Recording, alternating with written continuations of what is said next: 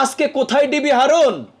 আজকে আপনার অহংকার, অহমিকা, দাম্ভিক্য, আপনার ক্ষমতার দাপট খুব বেশি দিন থাকে না। মনে রাখবেন, এটা কারো জন্য চিরস্থায়ী না।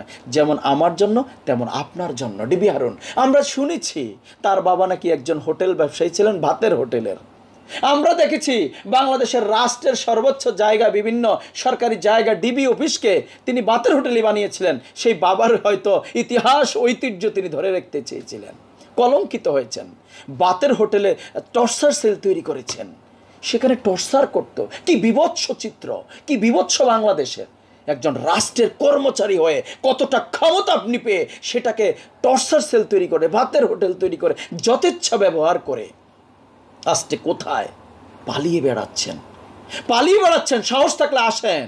আপনার বিরুদ্ধে তো এখনো মামলা হয়নি, সামনে আসেন। আপনি যদি ভালো কর্ম করেন আপনি সেটাও জনগণ দেখবে, খারাপ কর্ম করলে সাজা হবে। অসুবিধাটা কি? আইনের প্রতি শ্রদ্ধাশীল না থাকতে বলছেন সবাইকে। নির্বিচারে নিরীহ ছাত্র ভাইদের গুলি করার জন্য আপনি হুকুম দিয়েছিলেন। খেলা হবে, আপনারা যা সবসময় শুনতেন, খেলা হবে খেলা হবে। সেই শামীম ওসমান 2001 সালেও আপনারা দেখেছিলেন, তিনি কিন্তু বোরকা পরে পালিয়েছিলেন। আজকে 2024-এর পতনের আগেও তিনি হুঙ্কার দিয়েছিলেন 1 সপ্তাহের খেলা হবে। 1 সপ্তাহের খেলা তো দূরের কথা, ওয়ানডে খেলা তো দূরের কথা, টি-20ও তিনি খেলতে পারলেন না। চলে গেলেন, পালিয়ে বেড়ালেন।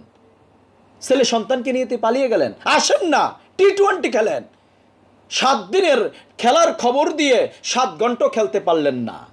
এই কি খেলা? তাহলে আমরা এখন কার সাথে খেলবো? মিস্টার শামীম ওসমান, যিনি প্রতিকূলতার মাঝে নিজেকে স্পষ্ট করতে পারে সততার সহিত দাঁড়িয়ে থেকে, তিনি হচ্ছেন বীর।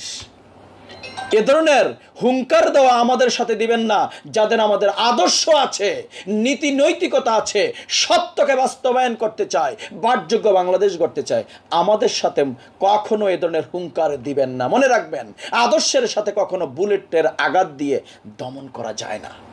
আদর্শকে আদর্শ দিয়েই দমন করতে হয়। আপনারা চেয়েছেন আমাদের আদর্শকে বুলেটের আঘাতে ধ্বংস করতে, সেটা পারেননি। ইতিহাস তাই বলে। 2001 সালে বোরকা পরে পালিয়েছিলেন, এবার কি পরে পালিয়েছেন জানি না। এবার হয়তো স্ত্রী সন্তান সবাই বোরকা পরে পালিয়েছেন। আমেরিকাতেও গিয়েছিলেন এর আগে, আপনি জানেন। নির্বাচনে আসার আগে আপনারা জানেন যে ক্ষমতা আসার আগে তিনি একবার আমেরিকা থেকে সেখানে দৌড়িয়ে তাকে উঠিয়ে দিয়েছে। ভুয়া ভুয়া বলে লজ্জা হয় না? ইতিহাস থেকে যারা শিক্ষা নেয় না জানেন, প্রত্যেকটি স্বৈরাচার এভাবেই বিদায় নেয়। একটা স্বৈরাচারকে 15 বছর দেখে শুনে বুঝে একটা রাষ্ট্রকে, তরুণ প্রজন্মের আগামী সন্তান, আপনার সন্তানও তো এই মাটিতে বড় হবে, একটা সেই রাষ্ট্রকে ধ্বংস করে দিয়েছেন। আরও হুঙ্কার দিচ্ছেন 7 দিনের খেলবেন। আজকে তো 1 ঘন্টার খেলাও খেলতে পারলেন না। এটাই তরুণ প্রজন্মের বাংলাদেশ, এটাই ইতিহাস। মনে রাখবেন, আবারও বলছি, ইতিহাস থেকে যারা শিক্ষা নেয় না, যুগে যুগে তারা ইতিহাস থেকে এভাবেই ধিক্কৃত হয়, নিন্দিত হয়, ঘৃণিত হয়। চিত্রনায়ক ফেরদৌস, নিশ্চয়ই আপনারা তাকে চিনেন এবং জানেন। কেবলমাত্র তিনি একজন ছবি অঙ্গনে বা চলচ্চিত্র অঙ্গনে একটা পরিচিত মুখ, নিশ্চয়ই আপনারা জানেন। সেই চিত্রনায়ক ফেরদৌস একটা ক্ষমতার জন্য, অর্থের জন্য, একটা স্বৈরাচারী হাসিনা সরকারের সাথে হাত মিলিয়ে তিনি এমপি হলেন। কোথায় আজকে নায়ক ফেরদৌস? আপনি কোথায়? 6 মাসের এমপি হয়েছেন। অনেক লোভ লালসা, 6 মাসের জন্য আপনি এমপি হয়ে আজকে কোথায় আছেন? এই স্বৈরাচারের সাথে হাত মিলানো আপনি কি জানতেন না? গত 15 বছর এই সরকার, এই স্বৈরাচার সরকার জাতির কি সর্বনাশ করেছিল, মানুষের কি সর্বনাশ করেছিল, তরুণ প্রজন্মে কি সর্বনাশ করেছিল? আপনি তো জানতেন। 15 বছর স্বৈরাচারী চরিত্র দেখার পরেও যে মানুষটি আপনি এই স্বৈরাচারের সাথে হাত মিলিয়ে একটা এমপি হওয়ার জন্য সব কিছুকে একেবারে বিসর্জন দিয়ে দিলেন, আজকে কোথায় আপনি?